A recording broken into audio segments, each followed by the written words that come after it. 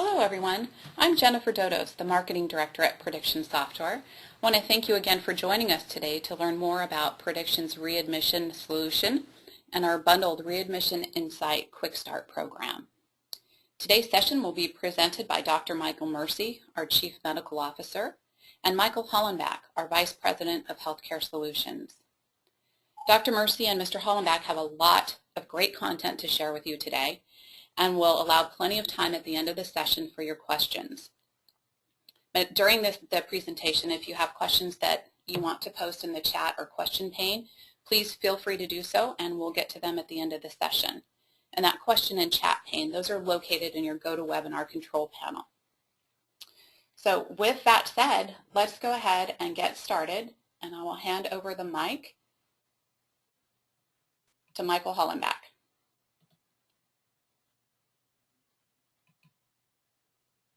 Michael?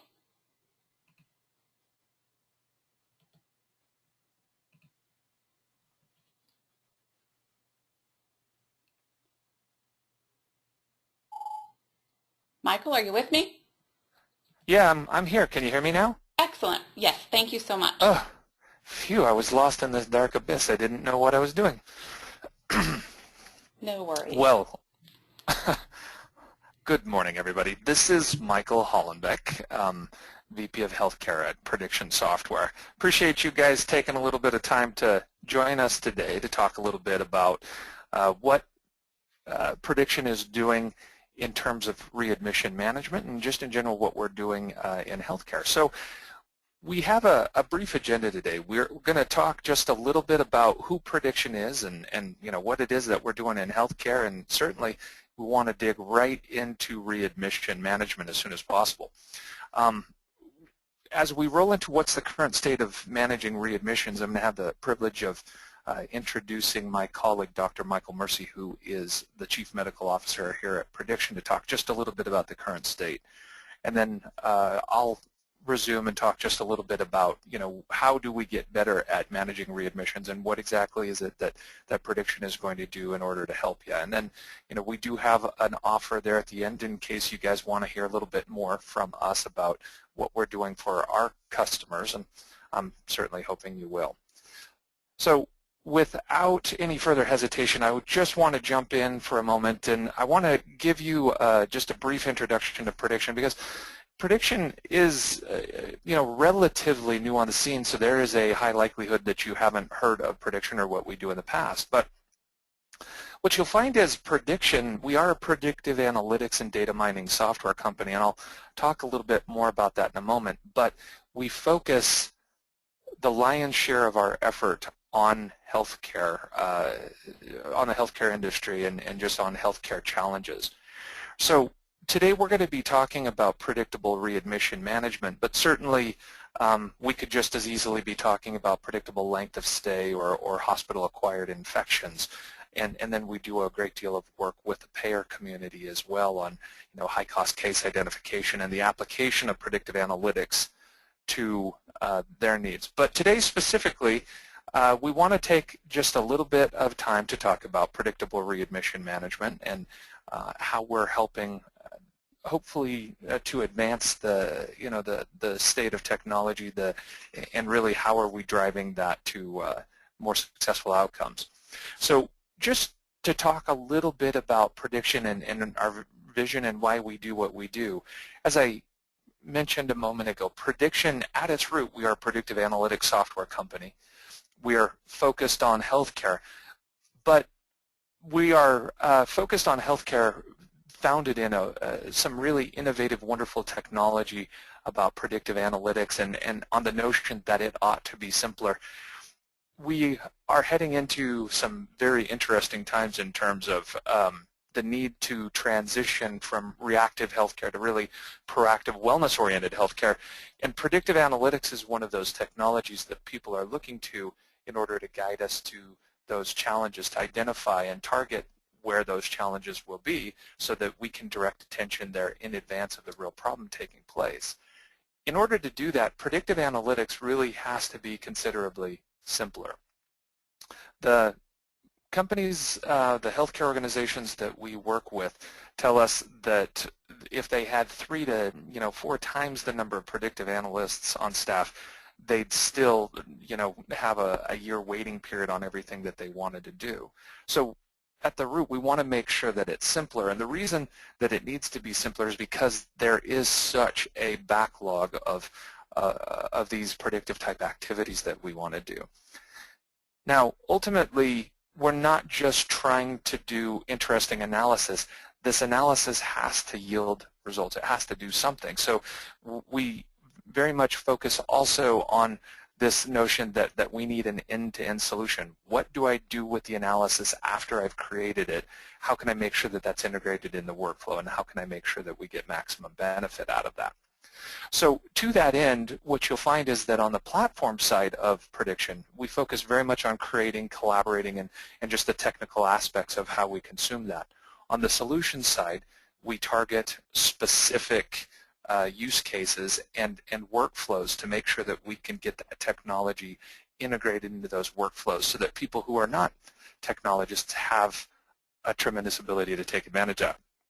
So ultimately, across separate use cases, what prediction does is we will take a population, for example, of admitting patients, and we want to do analysis on them to determine who is likely to readmit. So let's say that we start out with 925 admitting patients.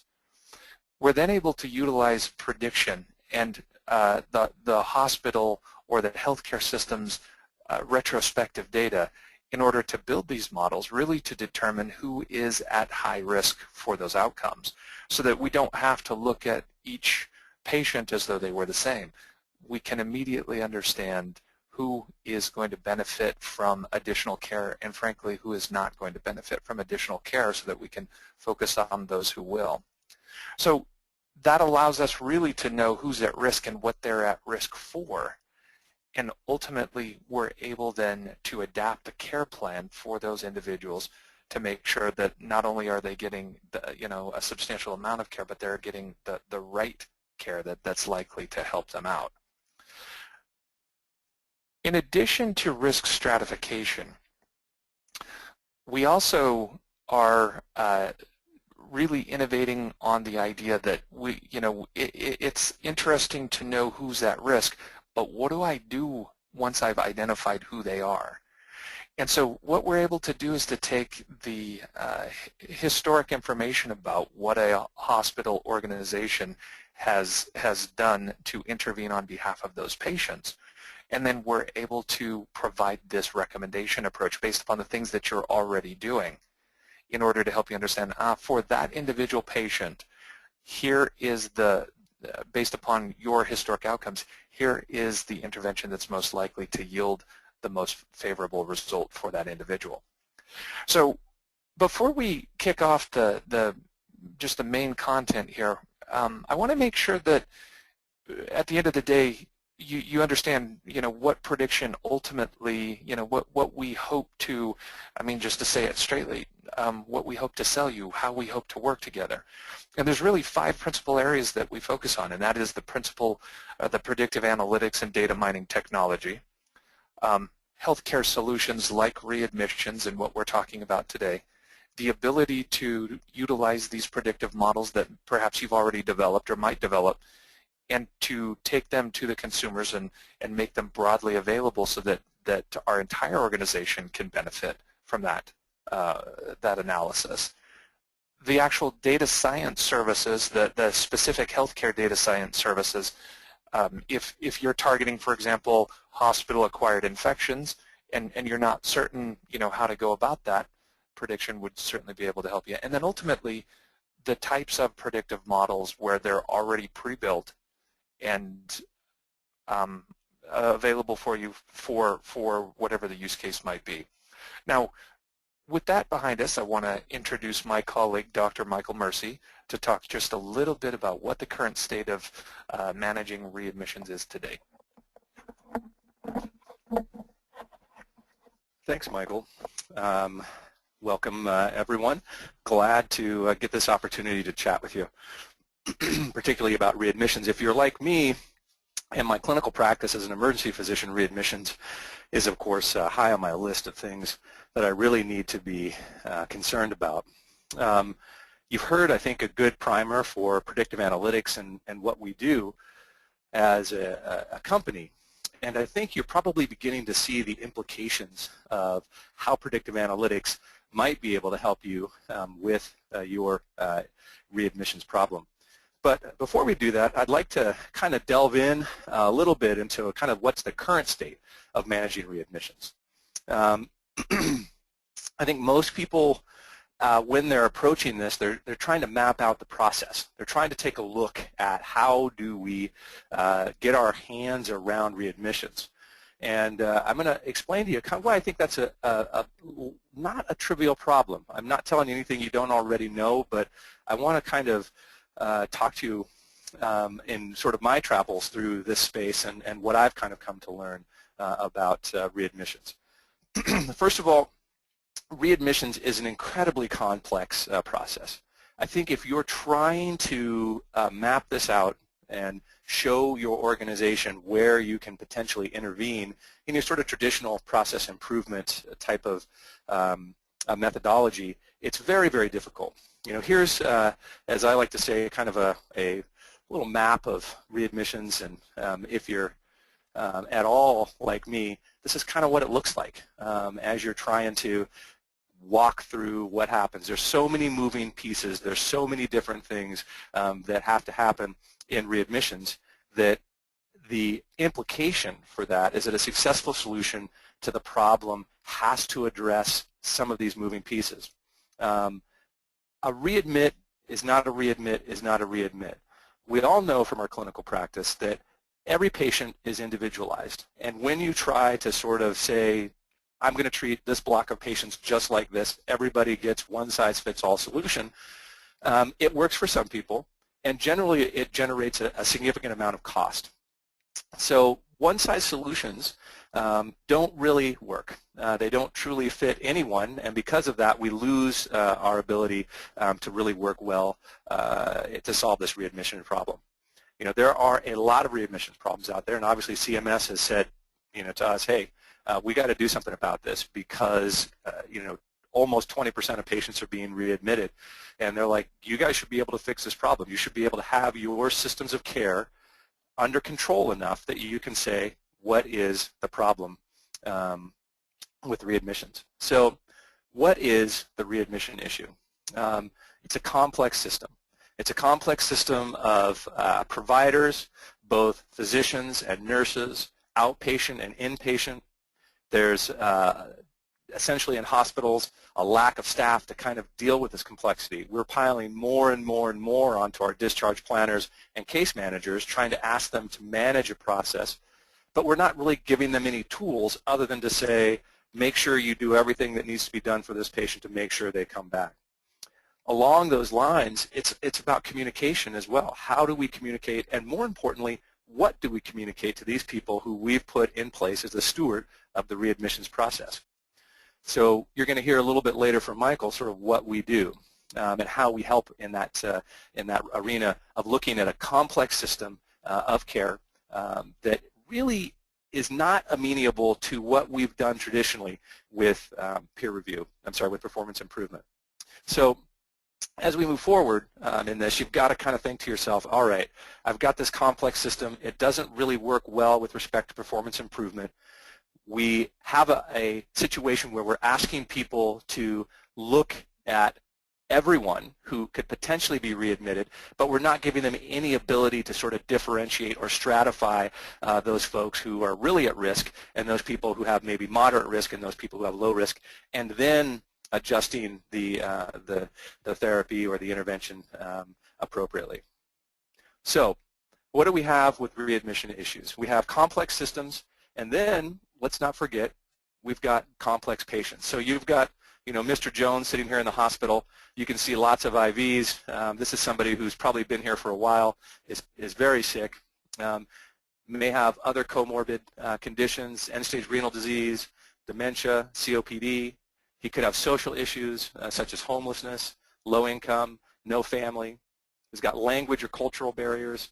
And these things all require a coordination of both the inpatient and the outpatient. And this is kind of what CMS is asking us to do, is to take a look at how we deal with this and leaving it up to us, which I think is great. But the problem is, if you're anything like my hospitals, we're woefully underprepared to deal with this issue. And it's really tough to look at the black eye that you can potentially get from a readmissions penalty and decide how you're going to allocate resources appropriately. So what do we think about this? What are the implications of readmission for us, and how you're going to solve readmissions? We at Prediction believe that it's truly a multidisciplinary process. And by multidisciplinary, I don't mean you just get the pulmonologist and the endocrinologist and the nephrologist together. You take that healthcare team, you take the nursing staff, the case managers, and you marry with that technology. We leverage all this great data that we have. So when you look at this incredibly complex process where you have amazingly complex system issues, and on the other hand, you have complex patients who are highly individualized, and each one needs something different. And so you can, as you're sitting there listening to me, I believe you can begin to think to yourself, how do I begin to maneuver through that? And so this multidisciplinary team is very important, and what Prediction, I believe, brings to that is the ability to help that team function well with good information, with good data. We have a lot of technology that we use. There's a lot of data in our healthcare systems, but do we truly leverage that day in and day out with respect to how we manage this process? Well, as I've said, CMS, I think, has really kind of turned up the heat, so to speak, and they've decided to do something that I like to call create the burning platform. This is a concept, of course, that comes through change management, and I like to tell the story of Andy Moken, who was a supervisor, one of only 63 survivors from an oil rig crash and burn in the North Sea. This is a gentleman who was woke up with alarms and explosions, injured himself in that, and he makes his way to the top of that platform you see, and he's looking down at water that's filled with debris, wreckage, parts of it are burning, and it's the North Sea, so it's freezing cold. And behind him, he's looking at fire and sure death. And he looks at that situation, of course, and he jumps into the water. And when asked, why did you do that? He said, well, I didn't want to fry. And that's really the choice that CMS has kind of left us with, is they've said, look, if you don't begin to manage this change of how we approach readmissions, if you don't begin to put into place the processes that you need to, we're going to come after you with penalties. And so this is an opportunity, I guess is how I look at it, to sort of take a look at how we do things and say to ourselves, what can we do to change the game here? How can we begin to take technology and really begin to use it to manage these complex clinical processes and complex patients? So it's really all about a burning platform that CMS has created.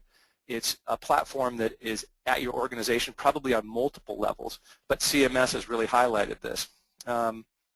So what's going on with readmissions at the moment? Let's take a look at kind of the first round of penalties. So this is a slide that shows you how many people got the max penalty of all the hospitals, basically all the hospitals in the country. So 300 hospitals essentially got the max penalty.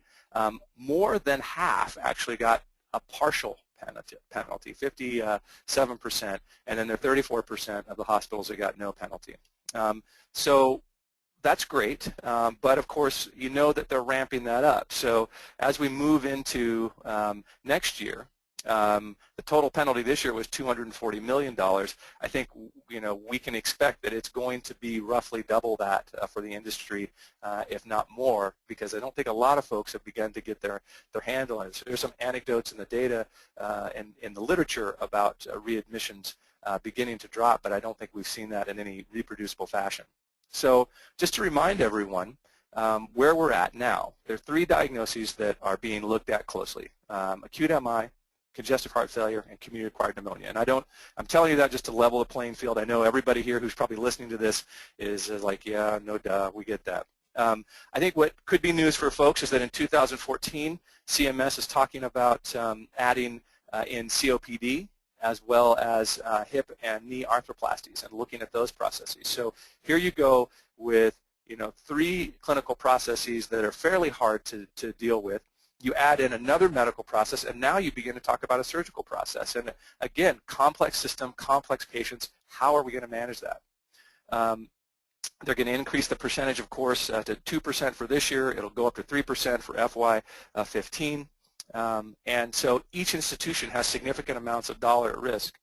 But even more important, and I know in my travels and looking at this problem, the institutional prestige problem associated with this. When you have the U.S. News and World Report, best hospital in the country, Mass General, getting hit with readmission fines and being essentially told that they haven't done a good job in managing this system, managing this patient care, that's a PR nightmare and potentially a differentiator in competition if you're in an environment where you've got a competitive healthcare marketplace. There's some talk to even raise the bar a little bit higher that CMS is going to add in the so-called never events, things that should never happen in a hospital. So they want to look at these hospital-acquired conditions. And this was mandated by the Affordable Care Act, and it looks like it's going to come into place. So there will be, again, this stepwise penalty to Medicare payments to hospitals looking at late-stage pressure ulcer formation, hospital-associated infections, foreign objects left in after surgery, and other to be named patient safety complications.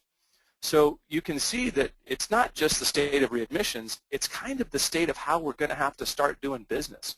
Looking at these systems of care that are fraught with all kinds of error, beginning to implement process improvement methodology, and as you think about that, you say to yourself, wow, what do I have in my armamentarium that's going to allow me to manage that? So with that, I'm going to turn you back over to the honorary Dr. Hollenbeck, I like to call him, because it seems like he knows about as much medicine as anybody I've ever met. And he's going to tell you how we're going to help you get your hand around this. So thank you so much for your time and attention. Appreciate that, Dr. Mercy. So I have the distinct pleasure of talking with you guys about, now that we understand the problem, we kind of understand that burning platform that is being created by CMS. What the heck is it that we're going to do about it? And as you take a look at the literature, what you find is there's a considerable number of things that people are doing. And just to be completely honest about the situation, you can yield improvement in a lot of different ways. But I think the question that we have to begin to ask is, yes, but at what cost? How do we get the maximum impact for the appropriate investment in that? Now, what we see right now is that there's a lot being done in terms of care and intervention approaches pre-discharge. The challenge with that is that a lot of the factors that are causing readmissions, or that maybe better said lead to readmissions, happen post-discharge. So what you find is that pre-discharge care offers modest efficacy in reducing the level of readmissions. And it's a modest level of cost associated with that too. While they're within our four walls, we're able to, to take certain steps, maybe discharge instructions, medication reconciliations, teach-back approaches in order to try to minimize that. But the challenge really is that unless we follow the transition of care to that post-hospital setting, we do have a limited ability to affect that. Now, where we see kind of the next stage is really what I'll call just kind of this napalming the countryside approach, where anybody who leaves the hospital, for example, with a CHF diagnosis, we're going to pull out all the stops. We're going to send, home health care. Maybe we have telenurses. Maybe, we just kind of empty the arsenal in terms of what we're going to do about it. And what we're seeing is that is actually yielding improvement. You see the readmission rates going down, but again, at what cost? Because it is a considerable cost, and most hospitals don't have the capacity to do that. So how do we optimize that situation? Well, you begin to see targeting approaches. You begin to see, for example, the utilization of the LACE model in that case, or maybe there's some just basic risk factor lists that you might go through. And what you find is that your efficacy suffers just a little bit because the targeting is not very good, but your costs go dramatically down. So you still do see improvement in terms of reducing the readmissions.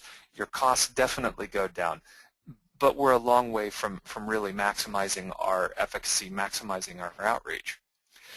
So the Journal of American Medical Association has released several articles at this point about how we can create successful predictive models to improve our targeting, to provide advanced targeting. And what you see in the situations where those are applied is the cost actually stays about where it is, but you do see improved efficacy just in terms of your ability to target the right people, to really hone in on those populations that can benefit from that care. Now, the last step in that maturation process, and there are very few people who are looking at this, but it's the advanced targeting plus intervention suggestion approach. We started doing readmission modeling probably about 2 years ago now, and we've learned an awful lot. And when we would show up with a model and say, wow, the models that people are speaking about, with great regard yield, somewhere around 75% accuracy, and we can yield 82% accuracy. The question back to us was, wow, well, that's really interesting that your accuracy is so good, but if you show me who is going to have an issue, what do I do about that? How do I take that information that says we've got a problem, what do I do about it? So Dr. Mercy, myself, and a great number of us here within the Healthcare Solutions Group at Prediction have really been focusing on this, how do we provide those intervention suggestions? How do we implement that, the intervention approach? How do we take an intervention approach that is already being utilized within the hospital and make sure that there is an action plan associated with that that risk stratification behavior, and how do we deliver that? So I want to take just a moment and talk a little bit about how we do that. So this great analysis that we're doing, one of the key inhibitors to that actually yielding results for an organization is that the analysis is not well integrated into the workflows of the care providers. If you've got great analysis, but it becomes this side effort to actually go out and take a look at that information to inform the process, well, its ability to affect that is quite minimized. And I want you to think about, in your own personal lives, your interaction with some of these predictive enabled decision support systems, and maybe you don't even know that they are. But Amazon.com is an example of a situation that most of us relate with. When I'm on Amazon.com and I'm looking for the absolute best chia pet that they've got out there, I want a chia pet, and I need to make sure that I make an informed decision. Well, it tells me, how other people thought that chia pet, whether they liked it or not, or if they looked at that, what else did they end up buying, and when they bought whatever it was, what did they buy along with it? Tremendous amounts of information right there integrated into my decision-making process. Now imagine that situation if instead of giving me that information while I'm in the decisioning process, they actually said, well, click on this and it'll take you to a link that has a report, and you can look through the report, and it becomes a very disconnected process. It becomes a cumbersome process and one that isn't going to be utilized. So just as that information is integrated in the Amazon experience, what you'll find is that Prediction is very focused on delivering that into the care provider experience. And we start with informing them of the situation, the reports that are currently used, all of the situational information that you've got right now, but predictively enabled, risk stratified, segmented, really, very rich information. I don't have to wait 30 to 60 days in order to figure out what my readmission rates are. I know what they were yesterday. I know who's likely to readmit 1 hour after they're admitted to the hospital. So it's very real-time, very integrated. Then rolls into a targeting approach where I say, who should I provide care to? And furthermore, what type of care should I provide them? What type of care are they most likely to benefit based upon patients like them that we have seen historically? To go through actually intervene on their behalf, and then ultimately analyze that. What worked? What didn't work? Let's make sure that this entire system is a learning system, and that information is automatically plumbed back into the process itself. So I want to just walk through a little bit, just some of the interfacing that Prediction provides. And I'll admit readily that this is just designed to kind of be a teaser of what's possible and the types of things that we're able to do. We definitely hope that following this talk that you'll be sufficiently compelled to reach out to us and we can give you the full presentation.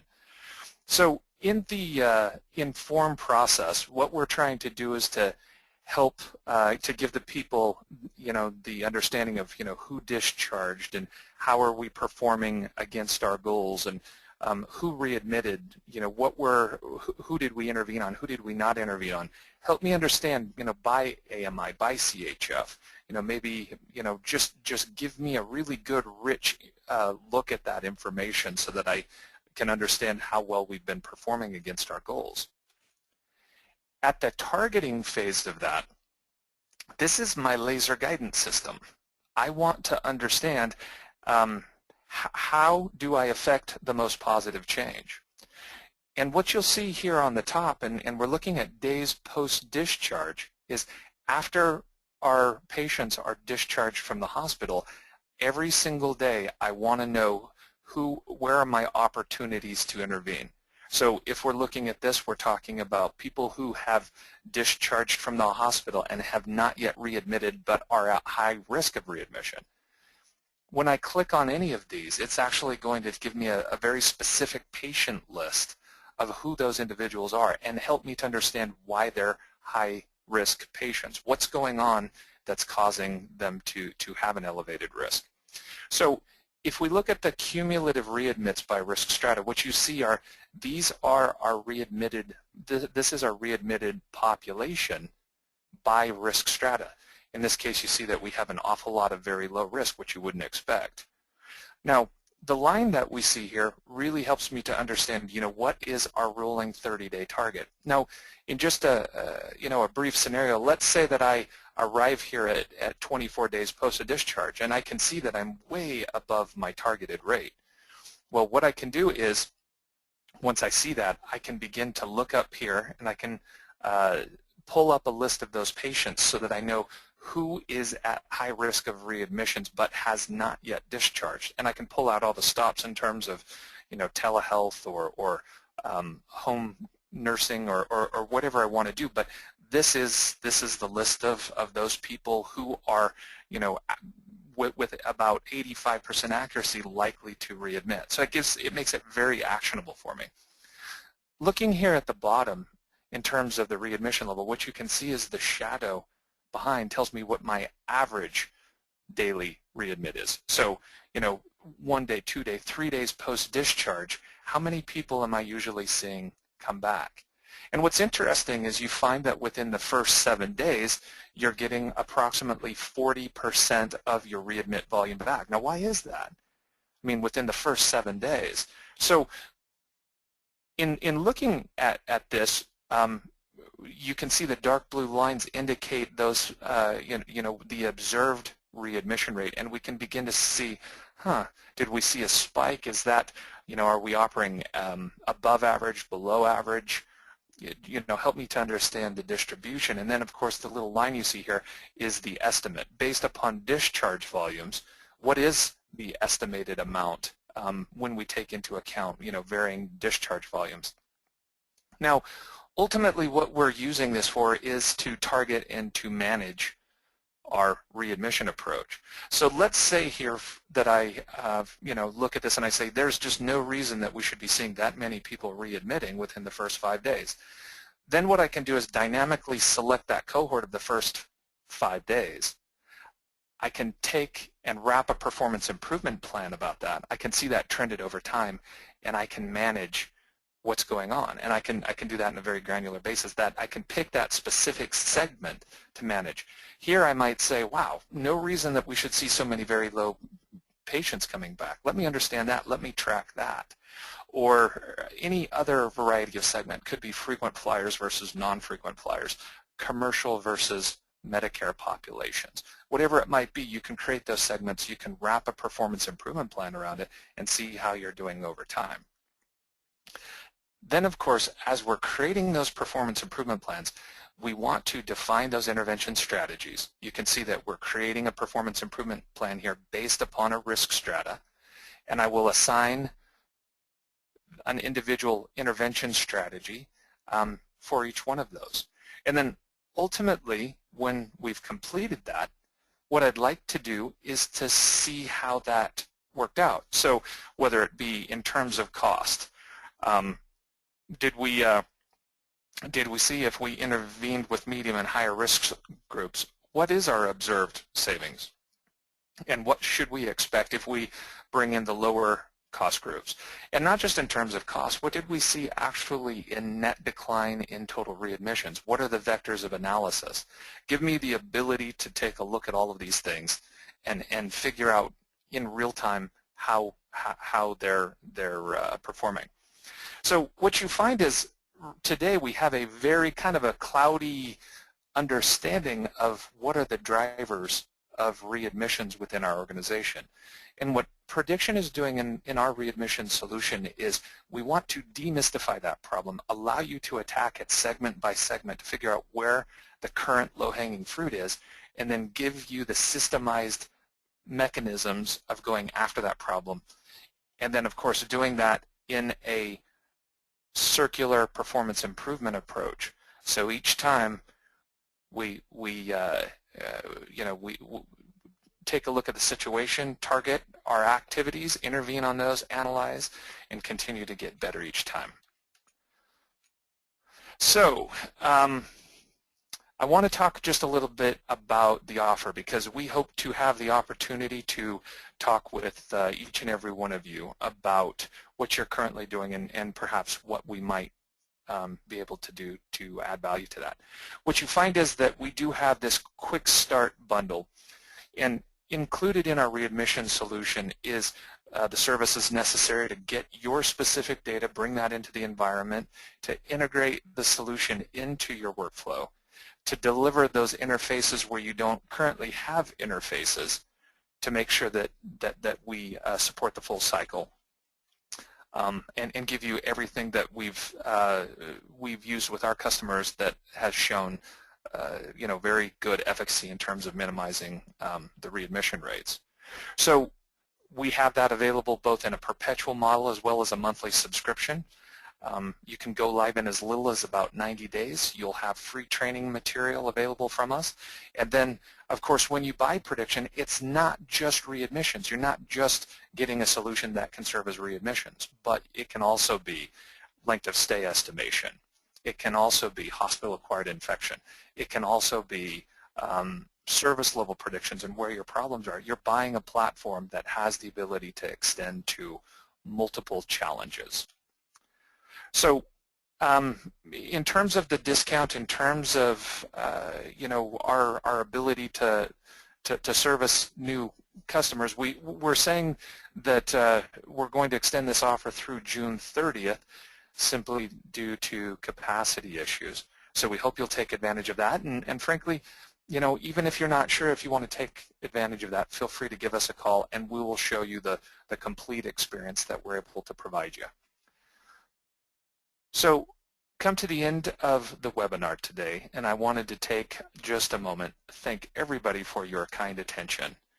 and invite you to reach out to us if you do have any questions, if you'd like to see more. And Jennifer, I will open the floor to any questions that our attendees might have. Great. Thank you so much, Michael. That was wonderful. We did get just a few questions in, and there's still time to type questions into that chat or question pane that's available to you. The first question we have is, how do you come up with risk stratification criteria? Okay, that's an excellent question. So there's a lot of material that's available, just that's been peer reviewed by the Journal of American Medicine and really beyond. And there's suggestions of what attributes you should look at from them. Then of course there's commonly used models like LACE and the attributes that drive that. And then if you add that to our experience in building hundreds of readmission models with a variety of customers and prospects, what we've done is we've actually had the opportunity to explore about 400 individual attributes, and we've whittled it down to about the most common 40 to 50 that are usually very influential in determining which patients are likely to readmit. So what we do is we take that data dictionary with those 50 attributes to a new customer or prospect, and we start there. And then based upon your data, we will actually look and find out which ones are most influential in determining your specific readmission issue. And then of course if there's a desire to explore additional variables, or if you have unique information, we're able to take a look at that and test to see if it is also influential. Okay, great. Thank you. There's another question here about one of our attendees that recently read an article in JAMA on LACE being used for modeling, and they would like to know, how is that different from what Prediction does? Yeah, so LACE is actually, I mean, if you don't have predictive technology, LACE is, it's got considerable merits. So just in terms of model accuracy, LACE does tend to give a lot of ground. It isn't particularly accurate when compared to other predictive models, and that has a lot to do with its limited attribute elements. The other interesting note about just the attributes is that one of the chief causes of, or let's say the chief indicators of a readmission is a previous readmission, and that's not accounted for in LACE. The bigger challenge with LACE is that even if you're using that system, it's a very manual. It's a very human resource dependent model, and that actually lends itself to kind of systemic failure. And let me equate that to every summer when the sun comes out and I haven't yet turned on my sprinkler system, boy, I have to go and I have to haul my hose out there and sprinkle that manually. Sometimes I do okay. Most of the times I don't do okay. I see little patches of dry here, little patches of dry there, and until I have that sprinkler system going, I've got pockets of dry patches around there that I've missed. Well, LACE is subject to kind of that same situation. Because it's a very human resource dependent system, you do find that there's a lot of gaps in that. So Prediction, while our accuracy is also considerably better than what you'd find with LACE, it also takes a systemic approach so that it's not, it doesn't require that human intervention in order to make that work all the time. Okay, thank you. Next question is related to additional use cases. The question is, how would that work with the readmission solution already in place? And I believe that goes back to the platform. Yeah, and so to answer that, with the readmission solution in place, when you buy Prediction for readmissions, you're really buying the Prediction platform. That means that you're going to own the software, you're going to own the means of distribution, and because you'll already own that base platform, what that means is we just have to take this previous blueprint for how we do length of stay to apply it to your individual ecosystem, your hospital, your healthcare system, and that's a services approach, and that's a services approach, but you don't have to repurchase the software because you already own that. So, you know, whether it's length of stay, whether it's hospital-acquired infection, or any of those others, you have the ability to utilize that, you know, that analytic engine, that delivery framework, and just continue to add additional use cases into it. Okay, thank you. Actually, we're getting a couple more questions in. One is, how useful is outpatient pharmacy data at the time of admission on predicting the readmits? Well, outpatient pharmacy data is actually very good because if we have historic pharmacy data, it does give us some indication of whether an individual patient is taking their medication or not. And medication adherence is actually a pretty key factor. Are they getting their medications? If your physician prescribes you a medication, are you getting that medication initially, and then are you actually refilling that as necessary? So if you do have that information, it is very helpful. It is one of those key attributes, and a lot of people don't have pharma data. So if pharma's data is available, what you'll find is that your model will have an increased accuracy, so you'll have additional strength of targeting. Okay, and that triggered another comment, and I'll read it verbatim for you. So it's all based on the data in one's EMR that predictions are made, just filtered through prediction. Is that correct? So I guess just in summary, the simplest answer is yes, because prediction is not providing you with data. What we're doing is we're utilizing your specific data sources, and that helps us to understand the problem. And with predictive analytics, you'll find that there is an approach. Many people think that, you know, the more data you have from the diverse sources, the better. So we'll get lots and lots of data from all over the place, and we'll analyze that kind of as though it were a benchmark. The challenge is that in predictive analytics, that does not work all that well. And the example that I'll give you is if I go in for a heart surgery, and my doctor says to me, well, on average, here's what the problem is. So we're going to go ahead and we're going to operate on you individually using that average set of information. And I'm going to freak out because I don't want them to take a look at the average problem. I want them to understand my problem. So by utilizing data that you have, we're able to understand what's driving readmissions in your ecosystem. What are the personal factors that are driving that? Because we do see that the problem is not, here's the one singular problem and all across the country, if you do this one thing, it'll solve it. It's a very personalized, localized situation. So we're able to use your personal, your organizational data to do that.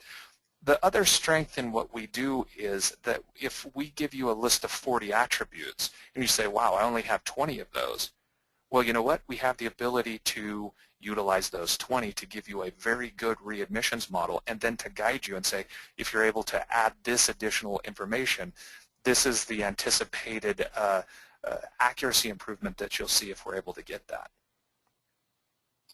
Okay.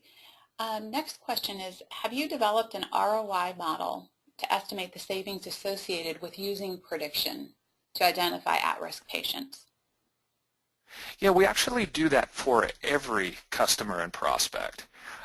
Inherent in the process of what we do is to take a look at current state, to build those models in order to determine the accuracy that we might get, to estimate efficacy levels given peer group of what we've seen in terms of improvement elsewhere, and then we can actually show you the specific ROI. And if I roll back actually just a slide or two, you can see exactly what we're talking about, which is that cost analysis. That is a very specific ROI analysis that we do for each and every customer. Okay, thank you. There's a couple questions here about emailing the presentation out to folks, to attendees, and I just want to let everybody know that we will be making a recording of this session available, so it'll be on demand to replay. So you will have access to the content once we wrap things up here. I'm scrolling through the questions. I believe I have covered everything in the pane. All right. All right. Well, great questions, guys. Thank you very much for that. Yes, and so that will just about wrap things up for us today. Again, a recording will be available on demand, so you can share that link with your colleagues or anybody else who might be interested in this type of solution. And you'll be receiving a follow-up email with information on how to engage us should you be interested in taking advantage of the QuickStart program. And with that said, I want to thank you again for joining us, and we hope to be engaged with you very quickly. Thank you. Goodbye.